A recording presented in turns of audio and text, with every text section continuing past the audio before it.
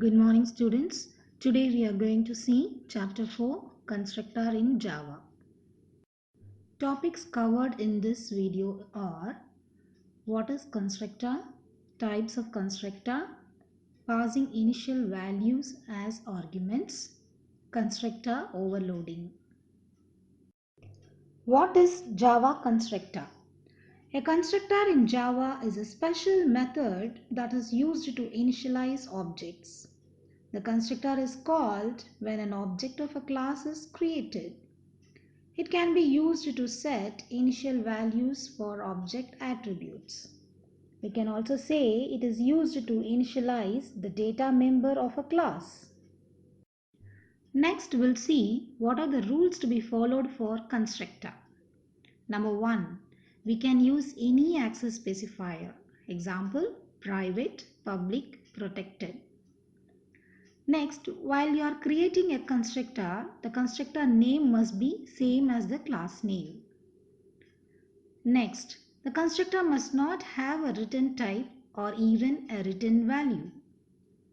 Next, a default constructor doesn't have any arguments. By looking at this difference between constructor and methods, we can easily understand what is constructor.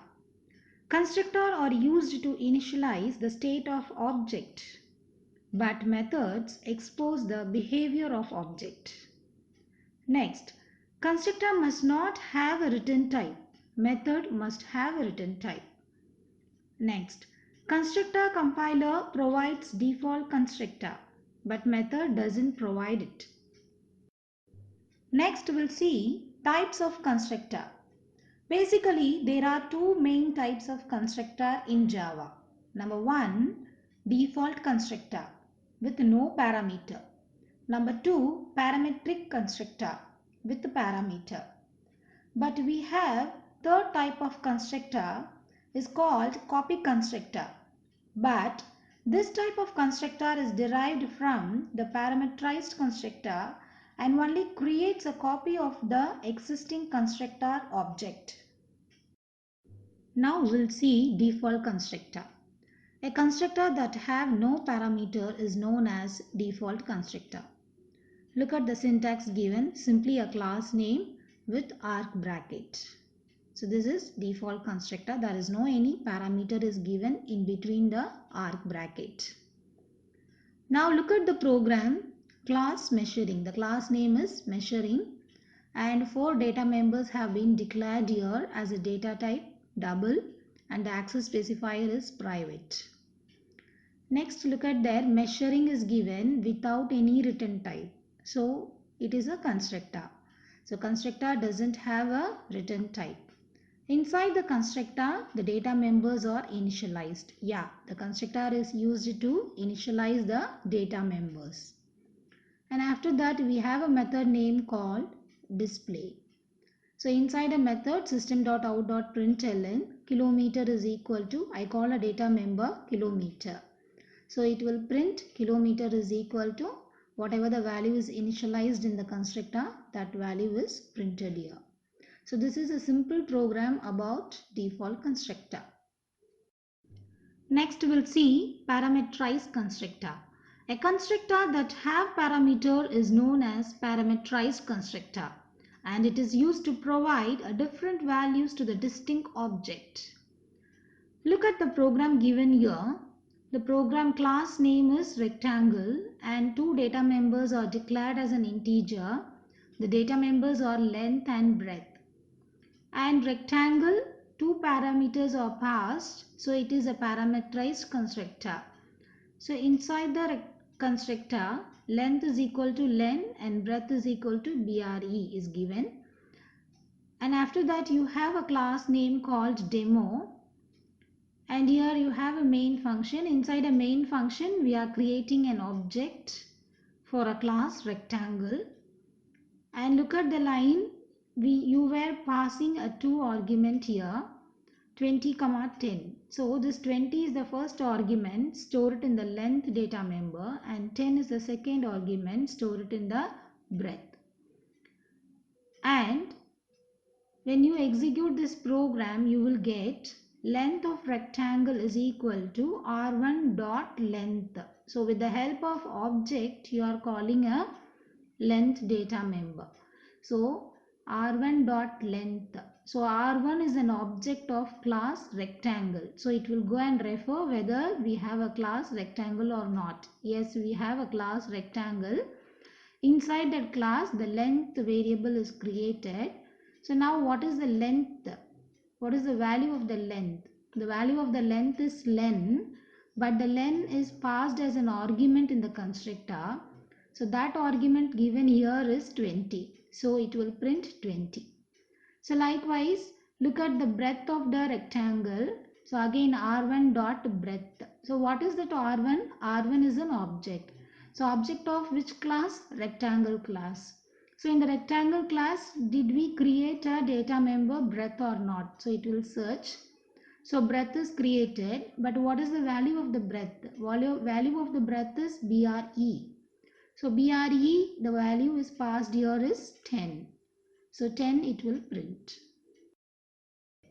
Now we will see how we can pass initial values as an argument. We can create the object with any initial values to extract values in the parameterized constructor. So we can pass a value as a implicit call or explicit call. Let me see what is implicit call constructor. Implicit call constructor retrieves the parameterized constructor even if it is not declared in the main function. We can create the object with any initial value to extract the values in the parameterized constructor. So next we will see what is explicit call constructor. Explicit call constructor helps in creating a temporary instance. Temporary instance remains in the memory as long as it is being used in an expression. So this is the two way we can follow passing an initial values as an argument. Copy constructor. We know that copy constructor is derived from the parameterized constructor and it is used to create the temporary object of a class object. It takes only one argument which is of the type as the class. Look at the program given here. The class name is rectangle. Int length and int breadth are the data members. And rectangle int len int breadth. So it is nothing but is a constructor. It's a parameterized constructor. Here length is equal to len, breadth is equal to BRE. So we have assigned the data members here. Then look at one more constructor is there, rectangle, but we were passing an argument here. So the argument is like a type of the class. See, inside the argument we didn't give any return type. We have given a class name itself and obj is a reference variable. So we can say it is a type of the class. And inside this constructor, the copy constructor is invoked. So copy constructor is used to create temporary object. So this obj is a temporary object and it takes only one argument. Yes, we were passing only one argument in this copy constructor. So the second rectangle constructor is a copy constructor. Inside we have seen that length is equal to obj dot length. Obj is a reference variable of class rectangle. So obj dot len. So this is nothing but temporary object. Okay. So breadth is equal to obj dot breadth. Okay. So next we have one area method.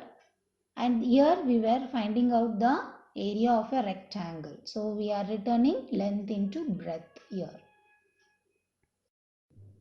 Finally, we create a main class named demo. Inside a main function, we have created a two object R1 and R2. An R1 object, we were passing a two argument. It is nothing but parameterized constructor. And for the R2 object, we are passing a reference variable. That reference variable is nothing but object. It is a type of a class.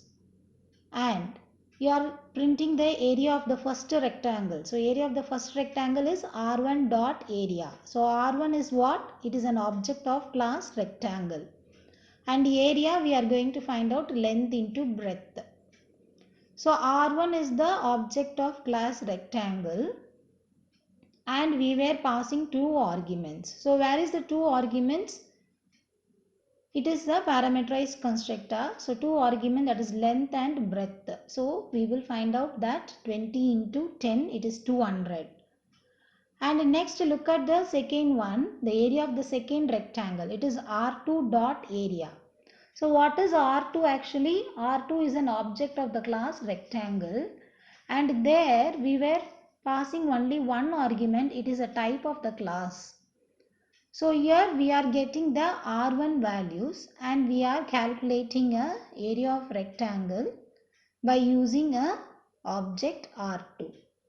Okay, so this is about the copy constructor and you know that it is used to create a temporary object of a class object. So where is the temporary object here? Obj is the temporary object. Next we'll see what is constructor overloading. A constructor may be overloaded.